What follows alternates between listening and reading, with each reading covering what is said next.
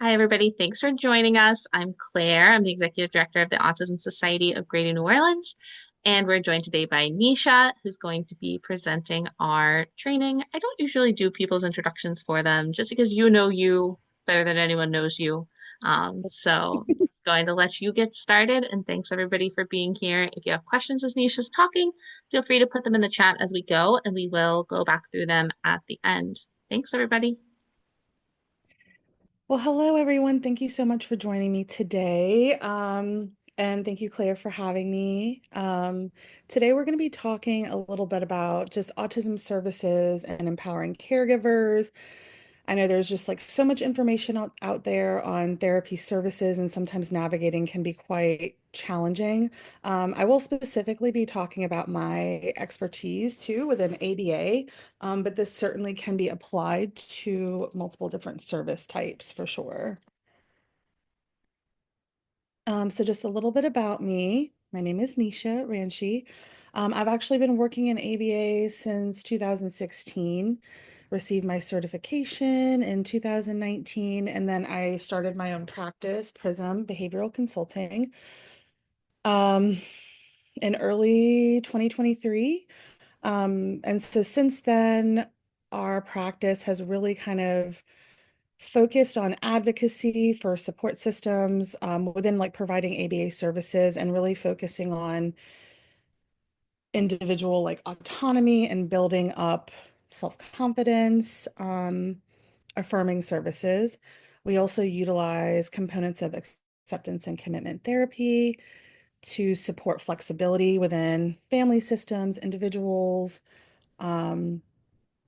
yeah, so that's a little bit about me. I also have two young autistic children, which obviously has impacted so much of my journey as a professional and a parent, and my practice. Um, yeah, so I feel like a lot of this is also lived experience for me as well.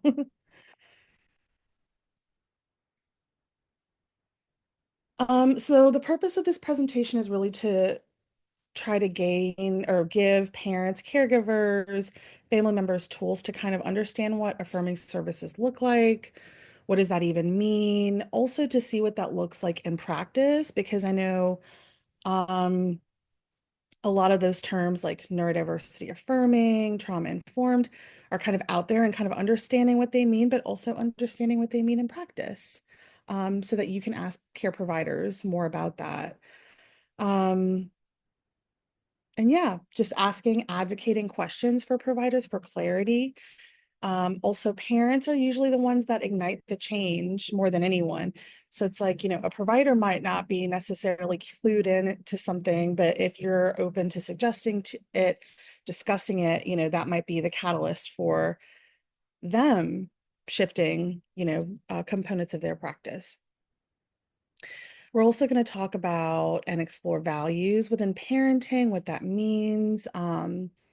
Again, how this can be applicable to all service providers.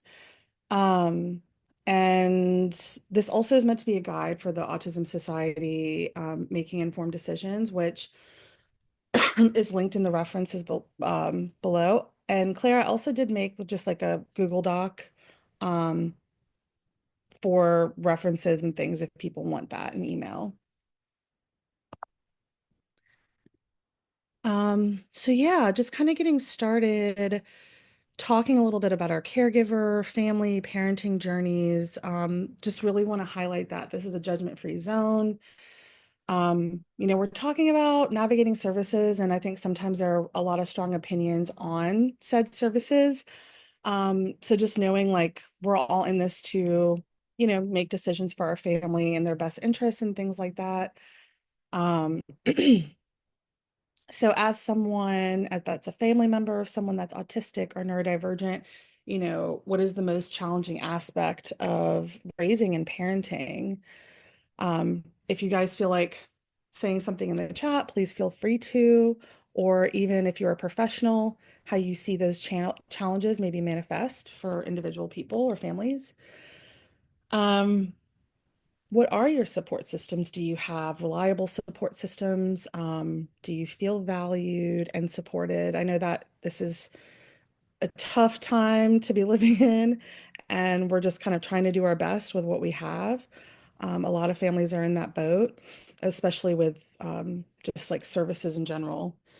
Um, Also, access to services is something to think about too, as wait lists are very long. Um, some service providers only accept certain insurances, which can make it very, very challenging to just get into that space.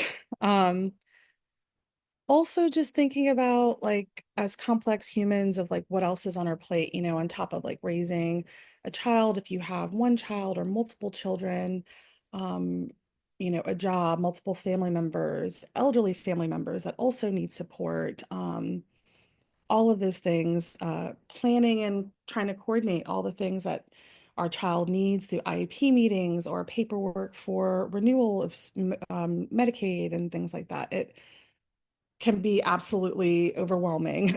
Um, and kind of looking at like the big picture or the whole picture of like, we're human and we're doing our best. So even though, there may be barriers and challenges to this, um, also accepting and being a little kind to ourselves about all the things that we are expected to do. Um, One thing I wanted to touch on too, and the next slide we'll get to this more, but the acceptance and commitment therapy concept of happiness, I really love this definition or concept related and thinking how it relates to parenting. If I asked you guys like, what is your um, concept or definition of happiness? Um, a lot of people, maybe not all people, might say it's a state that you get to, or it's something that you achieve. And it's like kind of like our baseline where we're like there and then other emotions come in.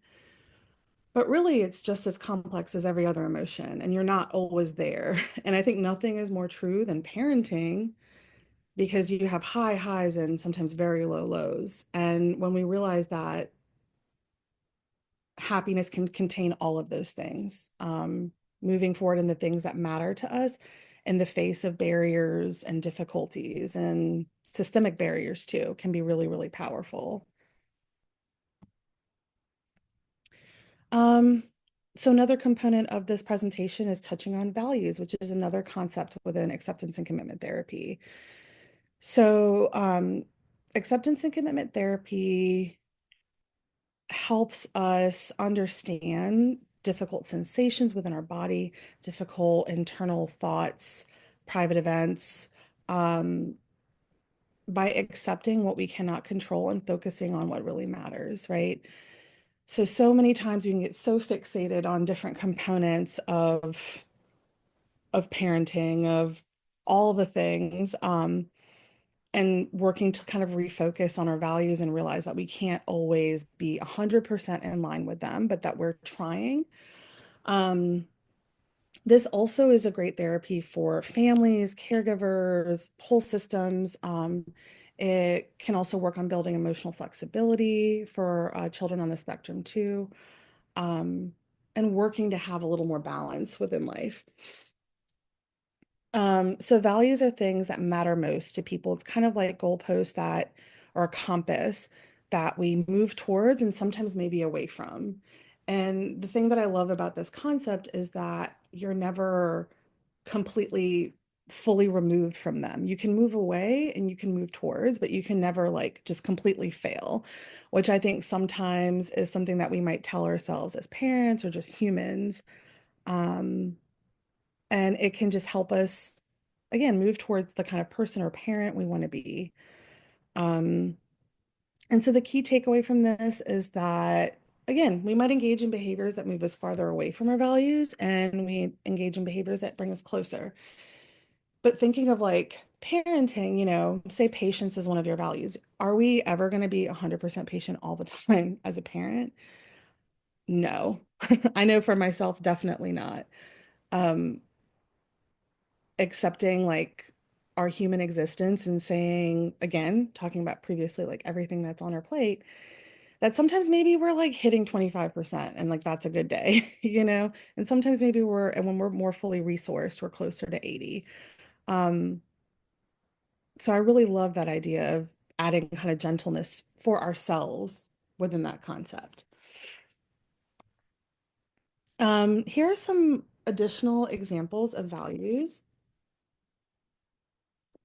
Um, so things like patience, presence, acceptance, advocacy, growth and learning, understanding, um, support and encouragement, flexibility. I know for myself, flexibility is one of the most challenging things because I think one thing that was the biggest insight for me was maybe how rigid I was in the way I wanted things done as a parent. Um, and then, of course, having children, especially autistic children, nothing will disrupt your sense of like routine as that. Um, and so really managing my expectations on what I think needs to happen or what is the right thing to happen right now. Another example is meeting milestones. I feel like there's so much pressure we put on ourselves and our children or family members to say, but this is what they need to be doing. This is where they need to be. Um, and understanding that maybe they will get there, but maybe it's just not in the traditional way that, neurotypical children do. Um, yeah. And just like we mentioned, patience or connection or presence. Sometimes we do just need to like scroll on our phone and like just kind of check out and have a break. And I think that's totally fine.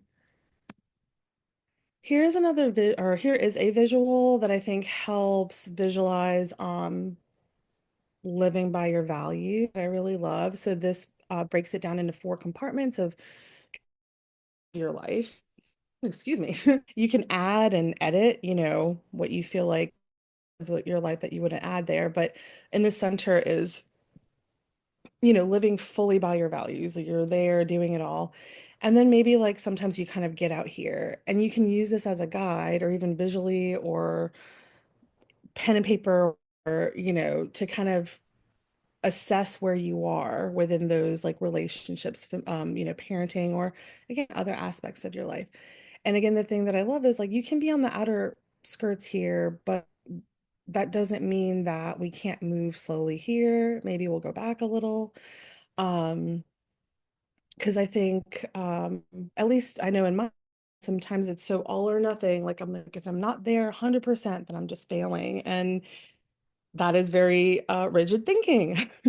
So giving ourselves that flexibility to understand that it doesn't have to be all or nothing, that we can give, it'll be a good effort. So a key point today we're going to talk about is neurodiversity as a value. Neurodiversity, some of you guys may be familiar with this term, seen this term. What does this mean? It's recognizing and celebrating that brains and minds work in many different ways, and that these differences are kind of like the natural variety of human life. Um, so we appreciate, accept differences instead of trying to fix or take them away. Um, Supporting strengths, needs, accommodations.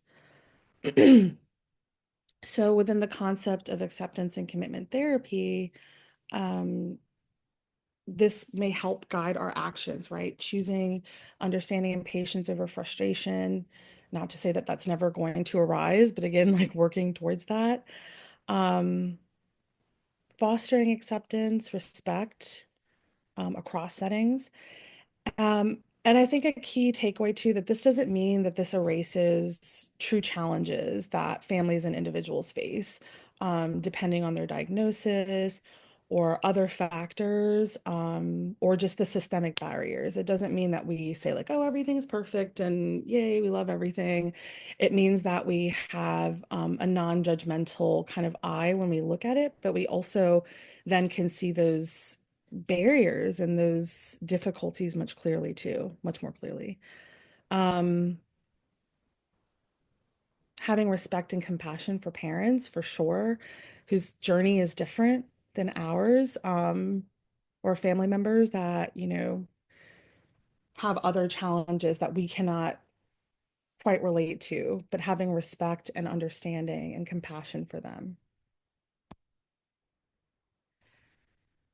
So to touch on quickly too about what affirming means. So usually, if your child has been diagnosed, you've gone through the medical model, right? Like we all have those diagnose or confidential psychological evaluations that is pulling from the DSM-5. So it is, pathologizing those traits like restrictive, repetitive behavior, um, and what needs to be done to mediate those things, which I'm not saying that that is wrong or not necessary. Um, but from an affirming approach or social model of disability as well, that these differences, again, are a natural part of diversity, including all disability advocacy, not just neurodevelopmental. Again, focusing on strengths than rather than deficits. Do they have an eye for patterns? Can they memorize like, the notes of a song? Are they super into the alphabet and are able to put together words or recognize letters maybe before they're reading or talking? Um, it also emphasizes building systems of supports, um, and dismantling barriers. It also works to understand more severe or um, higher support needs individuals, also can reflect environmental or societal constraints. So, not just individual failings, but again, looking at it systemically.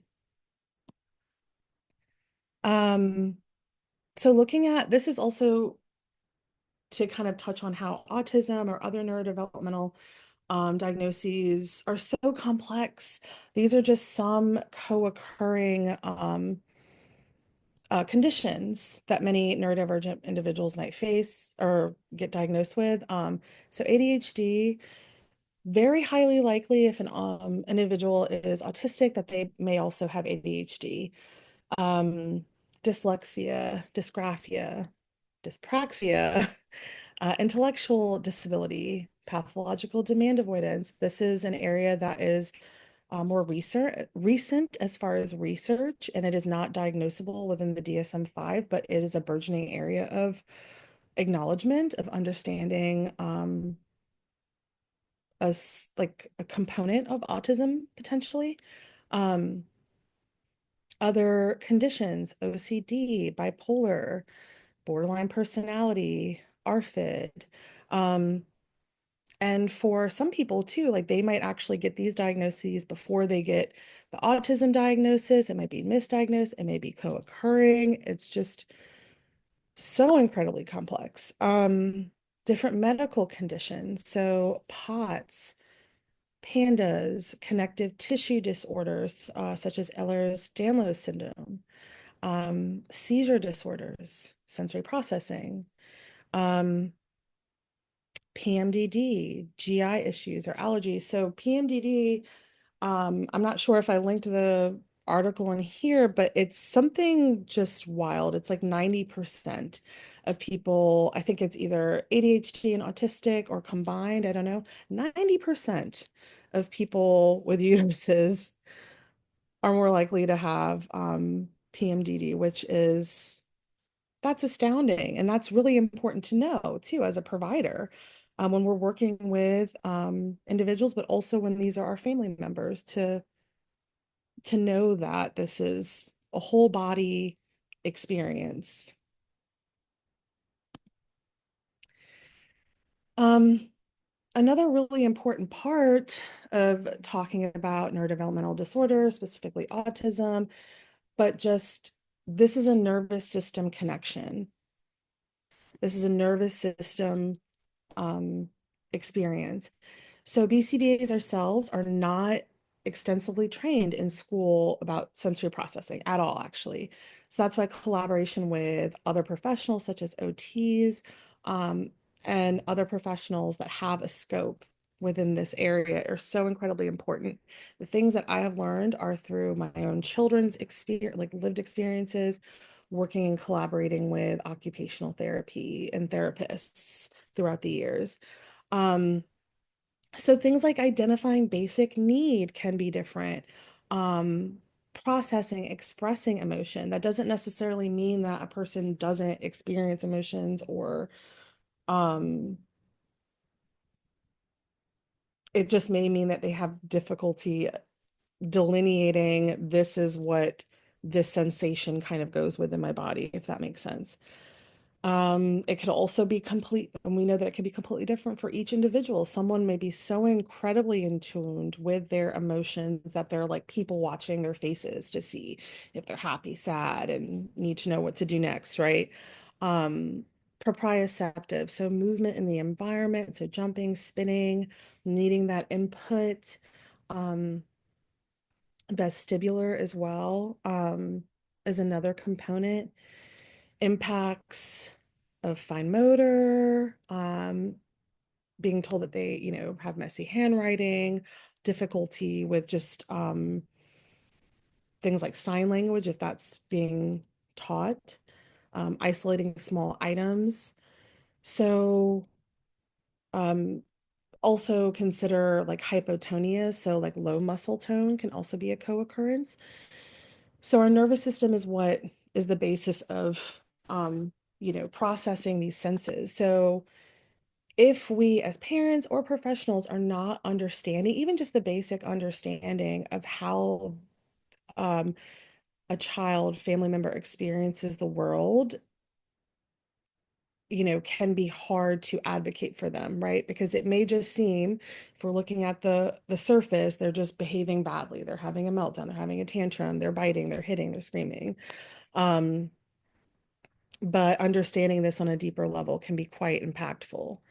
Um, and I know for myself, like seeing my own children go through very intense reactions to what most might seem as like a very normal thing, like taking a bath, um, was incredibly eye-opening. Like this isn't just her being upset. This is not a perceived threat. This is her body thinks this is a threat. Her mind thinks this is a threat. Everything is shutting down. So again, just touching on like their actual physiological differences in autistic and neurodivergent nervous systems and how the environment is perceived. Really important to note too, this could be its own presentation, but how trauma impacts the nervous system. And sometimes in neurodivergent individuals, this can look very similar. Um, so again, just another really important reason why we cannot just take what we see at face value. It is so incredibly important to recognize a whole body experience. Oops. um, so going into like how can we be informed, incorporate our values into our into services for our child. So um, if you received a psychological evaluation and got that autism diagnosis, the one of the first things at the very bottom is going to be 40 hours of ABA. They usually recommend that within an evaluation. So parents are like, oh my goodness, okay, I have to do this, got to get on a wait list. So what is ABA? Just very simply put, this is a very um, basic definition, but that observable behaviors can be taught and shaped through reinforcement. So adding a preferred stimulus after like a preferred behavior that we want to increase. Um, and on the flip side, behaviors can reduce in a similar vein when interventions are applied. So many other principles of behavior, meaning like those behaviors increase or decrease. It is a very data-driven approach, and it is actually applied in many different areas. It's not just within autism treatment, such as education, addiction treatment, organization management as well. It only was started to be applied within an autism setting in the 60s with very intensive hours and the goal for these children to be integrated into mainstream classrooms. That was the first bit of actual like research that was done very intensely. Again, the focus is on observable behavior, although there, has been a shift more recently to have more understanding of the whole body system. So what are some widely used ABA interventions and terms? So if you've had your child or family member in ABA, some of these words might look familiar to you. And I don't want to go through each one and explain anything, but as we go through, like, communicating with providers, when they are using this language or you see it in a report, like, can you explain that to me? Like, what does functional communication training look like in practice? Can you show me? What is DTT versus net? Is there, is my family member showing a preference for one or the other? Escape extinction. Um, are there any adverse effects to this? Like, can you explain this a little bit more? And if anyone has any more specific questions about this, I am more than happy to answer after too. Um, So potential concerns with ABA. This is, quite an area of contention, but it is my belief that as providers or parents that we're not looking at all of the things, um, we're not able to make like the best decision for ourselves or our family. And stating this to say like, both of my children were in ABA from a young age and continue to receive a level of services still. Um, so early history, again, fitting in. So you might think like, what is wrong with that? Like, what is wrong with fitting into a classroom of same age peers? Like maybe nothing on the surface. However, there has been, additional research in the last couple of decades to indicate things like masking, which is hiding your autistic or natural traits, is linked to higher risk of depression and anxiety, and suicidality. There's research to show this too. So when we see that, we think, well, is that then best practice? Like if, um, fitting in is a goal. Um, Promoting unwavering trust in adults. Um, this can lead to very unsafe situations for family members. So there's also, and I think I also did link this at the end too, but the abuse risk within our population is astronomically high. Sexual, physical abuse, all of that. Um, so when we think of it in terms of that, we want our family members to have a level of autonomy where they can understand they are able to say no to people, right? And potentially even like red flags in an individual, right? Um, So within this model, risk of coercion is very, very high. There can be a power imbalance where, yeah, a person isn't able to advocate for themselves. And in certain interventions, such as like extinction, which I know a lot of providers have kind of modified how they implement this, but extinction might be something like if a child um, is wanting to escape work, then they make them sit there and complete the work in one context or the other, right? Um, how can that be traumatic? Like if you're sitting there saying, I don't want to do this, or this is hard, or unable to say that, and you're engaging in behaviors, this can erode your self-esteem or your ability to feel like you can advocate for yourself. And you learn, okay, if I just get through this thing, this person will stop or give me this thing. That is incredibly dangerous. Um, other um, feedback that has been given is it can kind of manipulate intrinsic motivation where someone becomes so heavily reliant on getting a reward that there isn't that natural kind of want or motivation to learn. Other ethical concerns using edible reinforcers. This is something that I feel like a lot of practitioners are not doing as much. It's not something that we do within our practice. For example, if you have a food insecure family and you're using food as a reinforcer, that could be very uh, traumatic.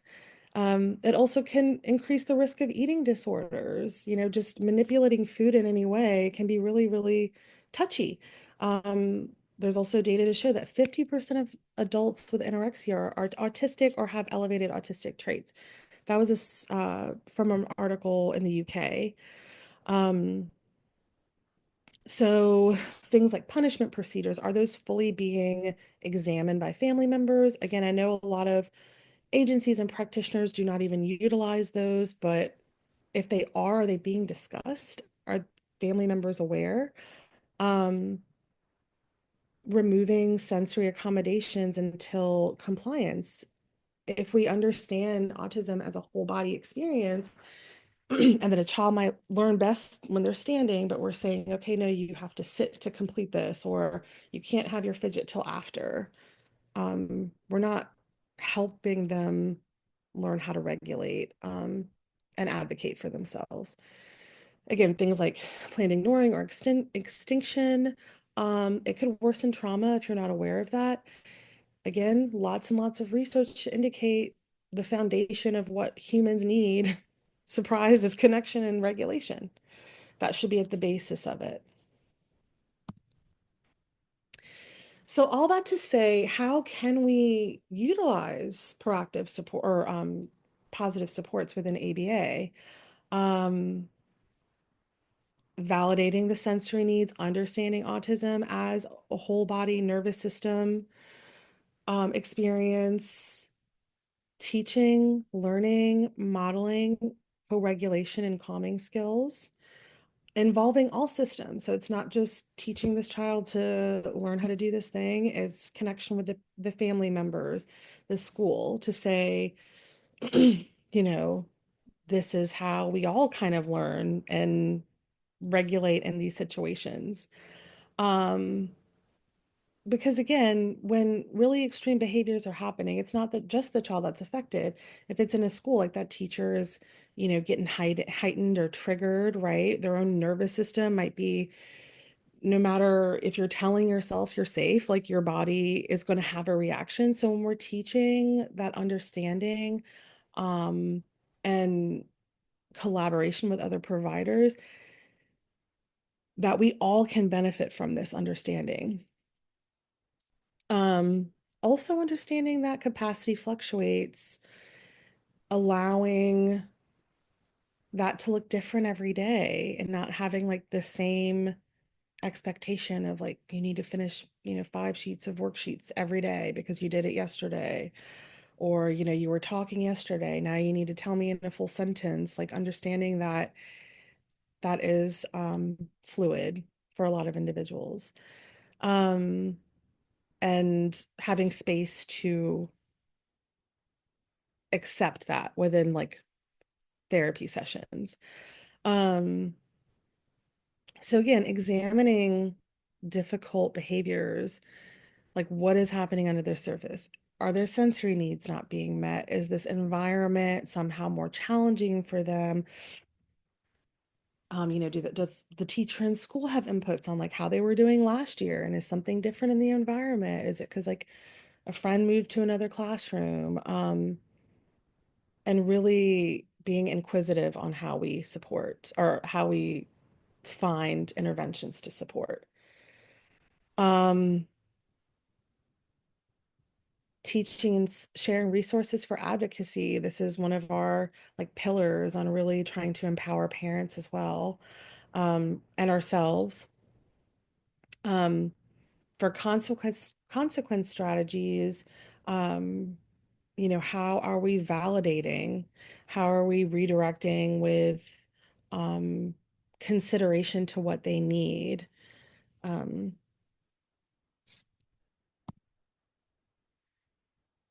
so I really like using this visual as well. This is from an educator and a co-professor, I think, at Butler University.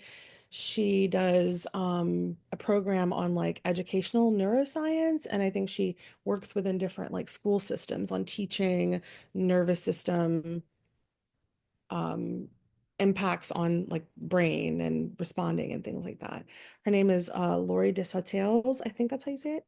Um, but again, going down to the neuroscience of the brain, when we're chilled out, relaxed, we have access to that prefrontal cortex of our brain that allows for executive functioning, regulation, decision making, um, working memory.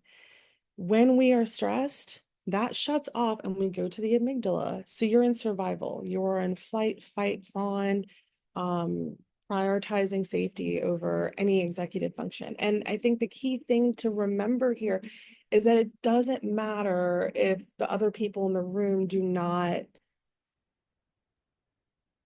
see that as a stressor. You know, someone will be like, oh, well, he's just writing. Like, why is that causing fight or flight? Well, again, touching on like nervous system differences, that could be enough to trigger this person into into the state where everything's shutting down. So if we're trying to push through learning, that is very counterintuitive because nothing is going in. It's just a little bit of trauma happening potentially or more. Um, and this is something that we talk about in our trauma training with staff to create that understanding as well, that there's literally nothing you can do in that situation. We need to kind of back off and help get them back into the green, kind of. A really quick overview of what roles are in ABA. So we have BCBAs, RBTs, or RLTs, also known as behavior techs. Um, in a traditional like high model, like if your child's receiving over 30 hours a week or even 20 hours a week, that's usually going to be directly with a technician. And then you have a BCBA who oversees, they design, write the reports, they have received a master's degree, have passed an exam, they have supervised experience. Um, and an RBT. So RBT is a little bit different. That just means that they have certification through our board. A behavior technician does not have certification, but um, conduct the same things within sessions. So they are the ones that provide the direct therapy. They are not in charge of programming or decision making per se, but their feedback and take on sessions is very, very critical and very vital to supporting a positive development for that person that they're working with. Um, Usually requires 40-hour or more, depending on the organization, too.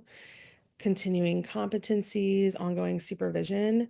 Also, just wanted to note that in some models now, BCBAs are the ones that are doing the direct work at lower hours. That is what a majority of our services look like as well, where we don't have some clients that work with techs at all. They just work directly with the BCBA. Um, so what are some things to think about when we're trying to choose a provider? And this also, again, goes for um, all providers. Um, how are our providers looking at research outside of ABA potentially and recognizing it as valid, right? When we're talking about nervous system differences, neuroscience, impacts of trauma.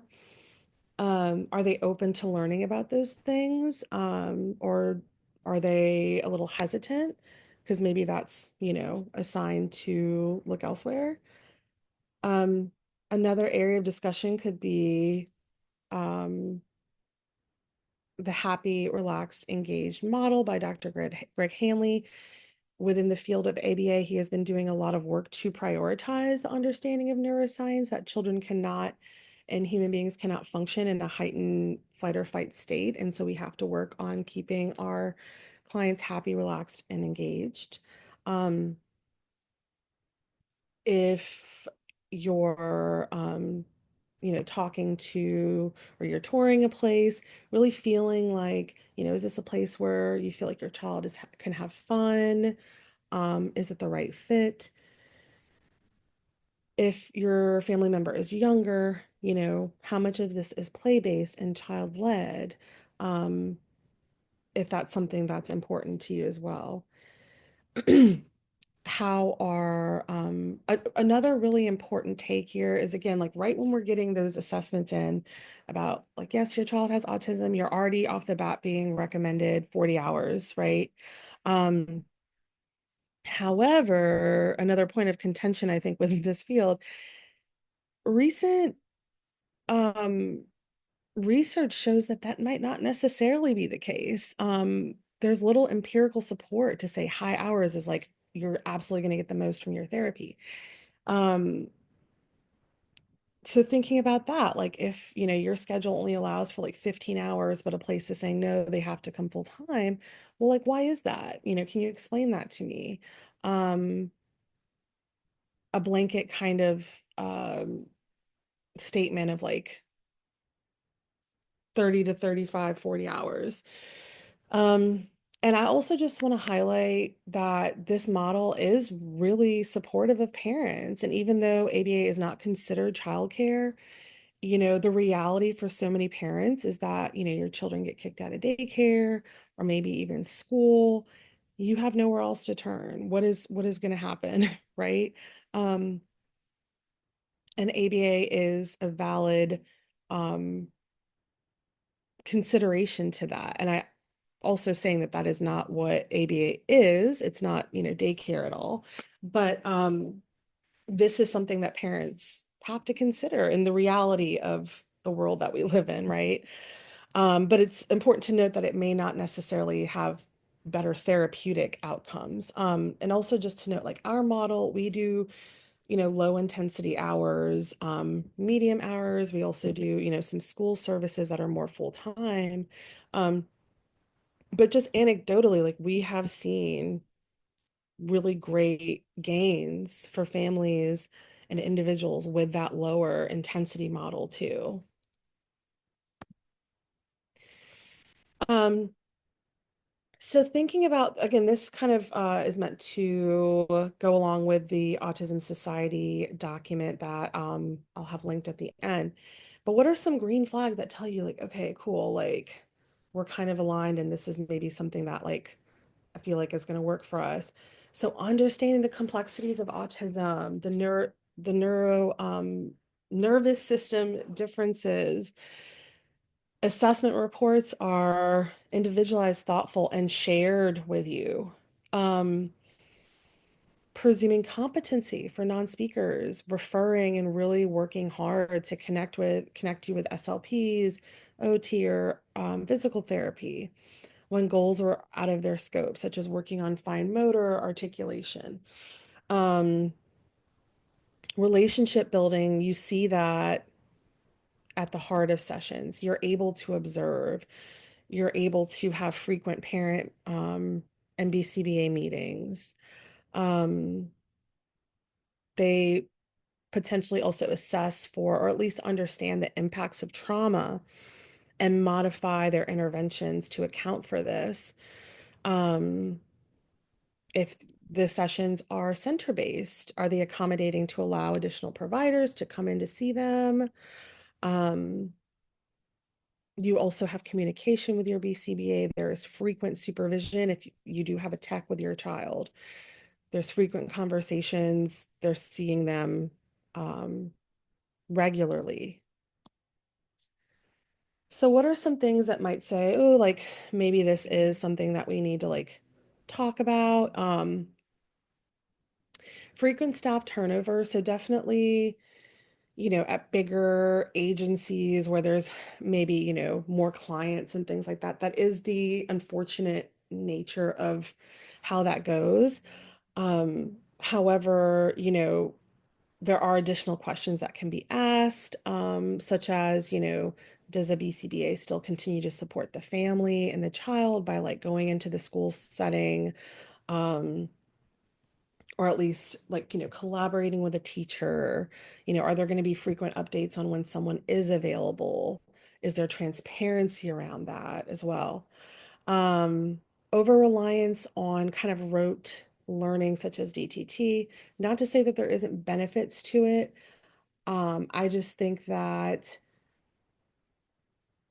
there is research to indicate that, children, humans like learn best when it's motivating, when it's something that they enjoy, and that can be done in a different way.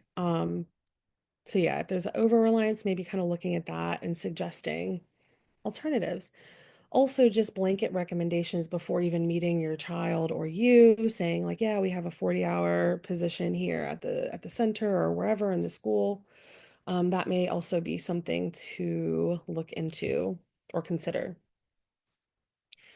So, what are some red flags that you might want to ask additional questions as well? So, again, talking about all the risks of normalizing behaviors, right, to like fit in, is that, are those goals within your child or family members programming, things like eye contact or social greetings, which I know seem really innocuous, but again, thinking of the research that has happened about, um, and the trauma around masking, is that something that, you would want to push to not really work on?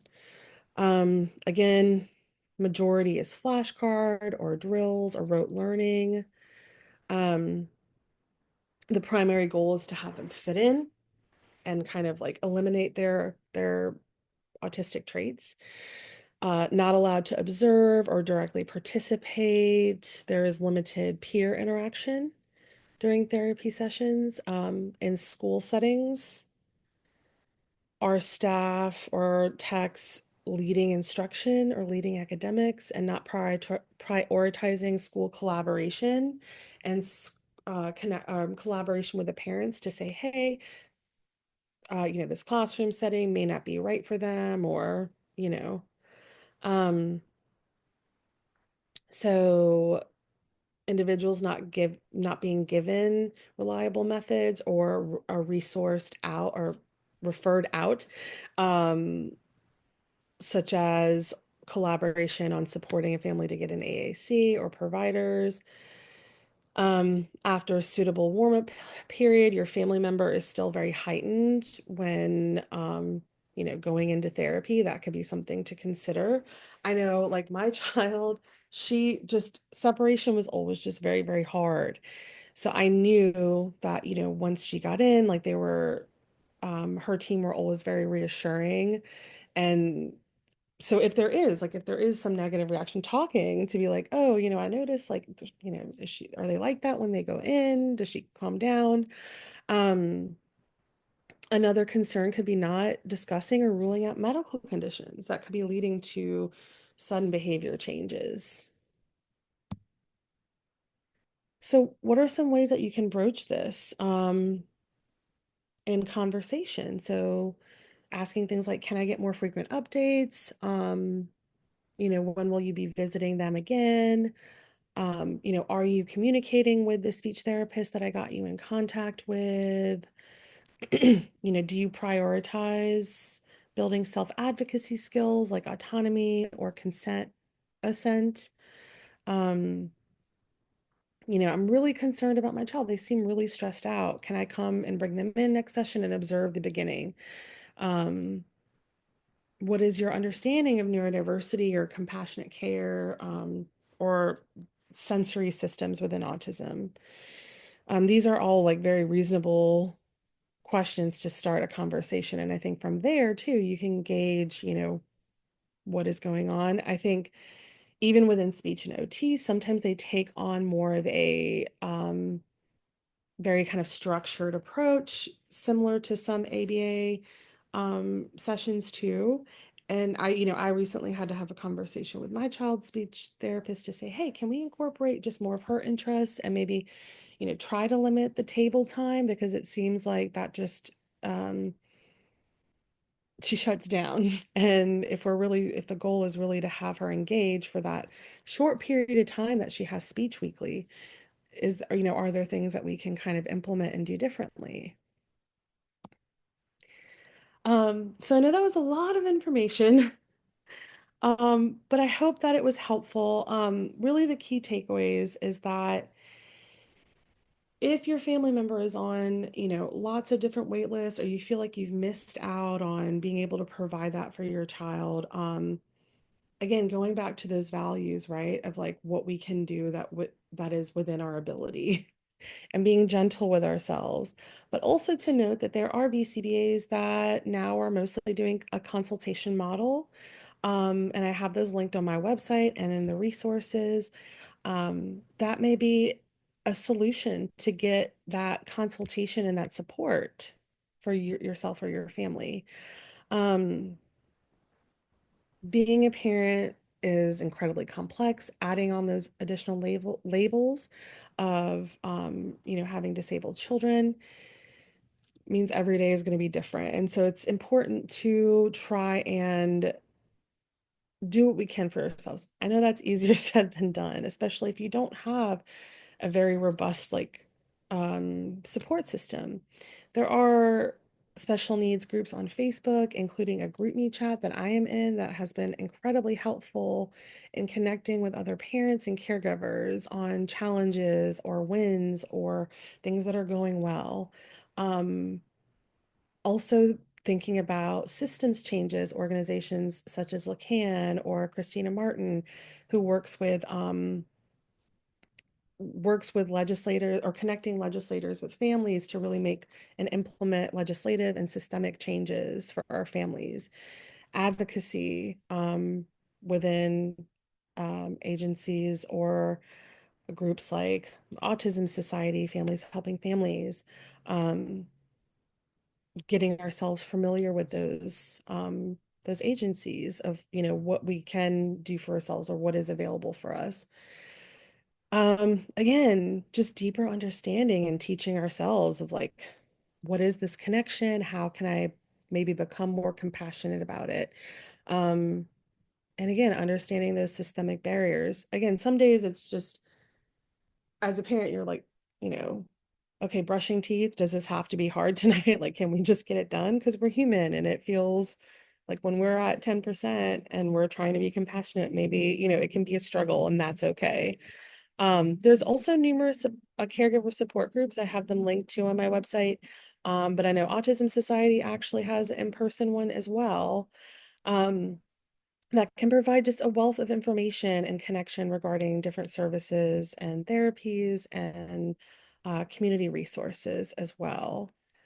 Um, and I think that's it. I feel like that was quite a lot, so I apologize if I talked very fast. Um, but if anyone has any questions or things that they would like to Uh, add, yeah, so we did have a question. I think back when you were talking about the impact of masking, probably just based on the timestamp, yeah. asking if suicide and opioid overdose are common and what are some common reasons for this population? Yeah, so there is a higher risk of suicidality within masking. I cannot say on opioid overdose, however, and like this would require more research from me. But I think there is a link of higher use of substances because that also kind of is utilized to mask, right? And common reasons, again, I definitely think this would need to be further looked into, but just off the top of my mind of like what I do know is again when we're kind of pathologized and told like everything about you needs to be different to fit in, even if it seems minimal, that can have impacts on very sensitive children and people. Um, yeah, so I Yeah, think that's it definitely definitely. could. Do you mind if I add a little too? Sure, please, This is go ahead. something, yeah, this is something that's come up at the national level. Yes, suicide is definitely a greater risk for autistic individuals, substantially so. And substance abuse is a higher risk for autistic individuals as well. Not just opioids, also alcohol, also other drugs. And yeah, a lot of it is related to just like being autistic is hard in the world that we're living in, the way that it's structured. And, some of the stuff that's been done on it definitely have linked to masking, but also higher levels of anxiety, because autistic individuals are more likely to have a co-occurring anxiety disorder. And then also some of the like lived experience people that talk about this issue will also talk about how differences in interoception will lead to individuals reaching for substances to manage emotions or to manage sensory overwhelm, and then not being able to kind of get out of that cycle. So, yeah, it's definitely a big issue. And it's something that I think a lot of the existing providers that work with like suicidal populations, that work with substance abuse populations, they don't understand autism and they don't understand the uniqueness of how these co-occurring issues present in this population and how to communicate with them and help them. Absolutely. There's so many challenges within that too, right? Because it's like having accessible like mental health care, but then again having people that are specifically trained in understanding the nuances of that autistic or neurodivergent experience and how that can impact an individual's everything or Anisha, would you mind scrolling back to the slides with the red flags with ABA? We got a question asking about that. Anisha, Sure. are you going to be okay with me distributing these slides to everyone after the training? Yeah, as long as it's not used in any way for like any presentations, but as the document, absolutely, people can have it for sure. And like I said, I also have well, I guess if we give the PDF out or the slides out, it doesn't matter because all the resources on there. Yeah, I also want to say thank you, Christina. You've also been a great resource in my learning too. Um, yeah. Oops. Yeah, it was a lot of information. As far as the slides too, like I have linked in the references as well or resources. The Autism Society guide that goes into even more in depth as well that can be used.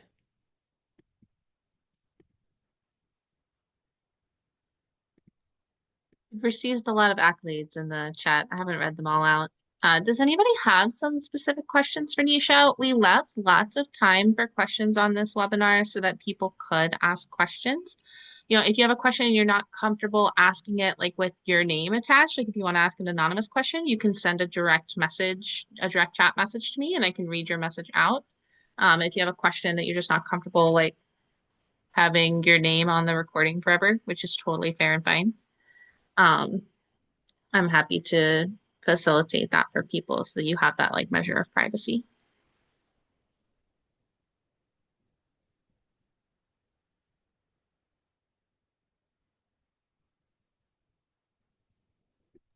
Griselda says she really liked the examples of value screens. She took a picture. Oh, yay.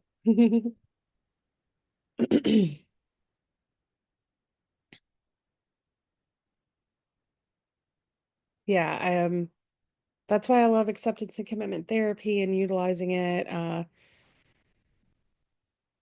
It really can work on a lot of those internal things that I think ABA is known to shy away from and not address. Um, so yeah.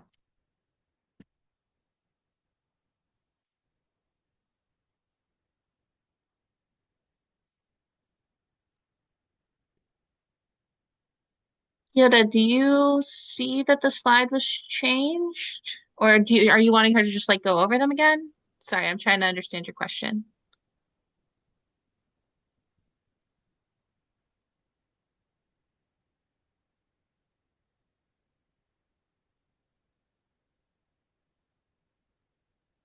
Oh, you just wanted to see the slide again. Cool, cool. Just wanted to make sure.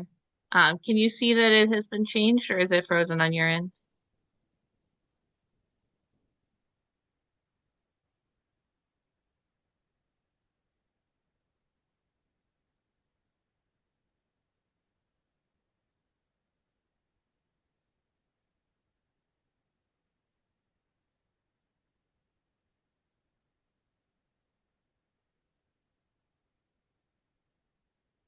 Yeah, a lot of these are taken specifically again from that guide, Mhm. too. Then I added some of my own as well. Um, and I'm really happy that this is going or being recorded to share with anyone that, might have questions about ABA as well, or again, um, all of the things that we talked about. And if nobody has questions right now, that's totally okay. If you have questions in the future, you're looking for just general information, like self-guided learning resources that you can use to kind of like learn more about some of these more complex topics that Nisha was talking about, like nervous system regulation. I do maintain a document of those kinds of resources that I can send out to people. There's a few different modalities on there. So there's like books, but there's also podcasts and videos and like social media pages because everybody learns in different ways. So I've worked hard to curate a list that contains different kinds of resources, not just the kind that I like, which has been a little hard. But I've been doing it. And if anybody ever has questions or they're looking for information or you just want to talk to somebody about a problem you're having and have someone be like, ah, yeah, that is a very real problem you're having. I totally understand you. You're welcome to contact our information and referral line. I am the person who runs it. You can leave a voicemail with us or just send an email to schedule an appointment for a call. And I'm happy to call you and talk to you and try to help you or at least just empathize with you if, there's not necessarily a solution, but just like being able to talk to somebody who understands that like sometimes things are just hard can be helpful. So we do offer that as well. Just talking to you. My contact information is at the bottom. Email is going to be the best way. Unfortunately, it's really hard for me to get on the phone with someone, so email is usually the best way to contact. But if you have questions specifically about providers and things like that, I'm happy to go over options and talk about things too. So,